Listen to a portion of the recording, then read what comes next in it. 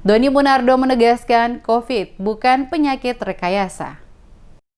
COVID-19 bukan rekayasa. Demikian disampaikan langsung Ketua Tim Gugus Tugas Penanganan COVID-19 Doni Monardo yang juga menjabat sebagai Kepala BNPB saat berada di Kota Ambon, Provinsi Maluku dalam rangka melakukan tinjauan langsung guna mengevaluasi penanganan COVID-19 di Maluku. Bertempat di kantor Gubernur, Doni Monardo menjelaskan Presiden Joko Widodo menugaskan beberapa menteri untuk mengunjungi beberapa provinsi agar mengetahui permasalahan yang terjadi di setiap daerah selama pandemi COVID-19 melanda bangsa ini. Dikatakannya beberapa provinsi yang dikunjungi ini merupakan daerah dengan jumlah peningkatan kasus terkonfirmasi positif COVID-19 cukup tinggi, seperti di Provinsi Jawa Timur, Kalimantan Selatan, dan Sulawesi Selatan, serta beberapa daerah di kawasan timur Indonesia, salah satunya adalah Provinsi Maluku. Kunjungan selama 4 hari di Indonesia bagian timur, salah satunya di Maluku, kata Doni, yakni menguatkan masyarakat bahwa pemerintah selalu hadir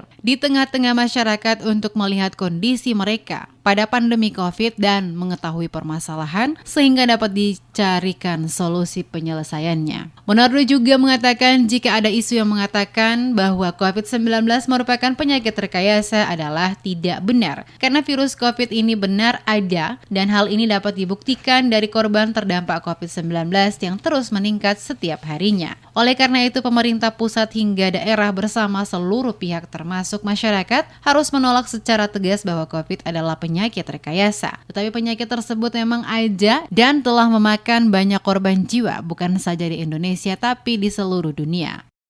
Jadi isu bahwa COVID ini adalah rekayasa, tolong sama-sama dibantah. Bukan hanya oleh pemerintah pusat, bukan hanya oleh Menteri Kesehatan, tetapi kita semua komponen bangsa ini harus menjelaskan kepada rakyat kita.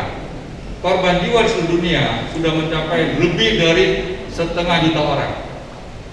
Saya ulangi lagi, korban jiwa telah mencapai lebih dari 1,5 juta orang. Lebih dari 500.000 orang yang telah meninggal dunia. Di negara kita sendiri terakhir jumlahnya sudah mencapai lebih dari 3.000 orang.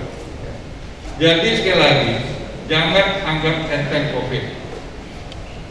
Mari kita ingatkan seluruh rakyat kita, masyarakat kita, saudara-saudara kita semua untuk bersatu padu melakukan pencegahan.